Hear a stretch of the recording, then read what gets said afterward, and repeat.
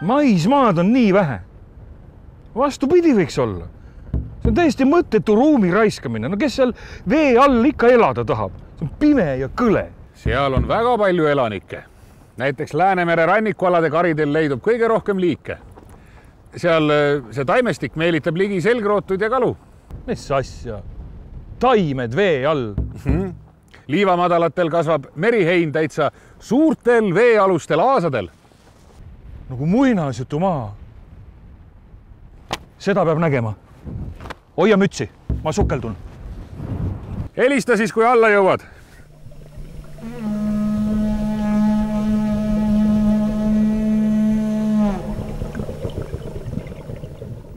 Viimase 5 aasta jooksul on Eesti teadlased viinud koostöös naaberriikide kolleegidega läbi mitu suurt merepõhja elustiku ja elupaikade uurimise projekti ning andmete kogumiseks välja töötanud uue metoodika.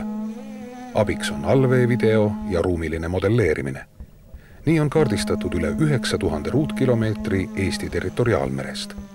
Erinevad riigid on väga erineval tasemel oma selle merealade kaitse korraldamisel näiteks. Mõnedes riikides on need kaitsealad, merel olevad kaitsealad ja ära määratletud väga täpselt, kaitsemeetmed on paigas, mõnes riigis alles alustatakse nende asjadega. Eesti on siin kusagil vahepeal, meil on kaitstavaid merealasid, sealhulgas siis Natura võrgustiku kuuluvaid merealasid on, võiks öelda, et rahuldavalt.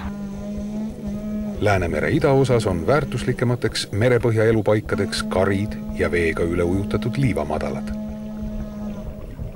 Karidele on koondunud suurem osa rannikumere bioloogilisest mitmekesisusest. Veega üle ujutatud liivamadalad on aga tähtsaks toitumispaigaks lindudele, kes sukeldudes leiavad siit toitu. Meie mereala on päris suur. See on umbes pool meie maismaa territooriumist. Võrreldes mõne teise riigiga on see ikkagi tunduvalt rohkem. Meil on väga keeruline rannik, meil on suur saarestik, meil on palju madalaid ja on ka hästi sügavaid piirkondi.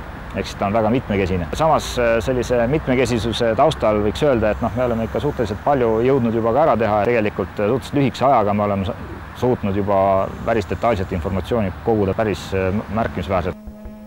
Lähiajal plaanivad Eesti teadlased hakata kaardistama merepõhja elupaiku ka avameres, väljaspool territoriaalmerd.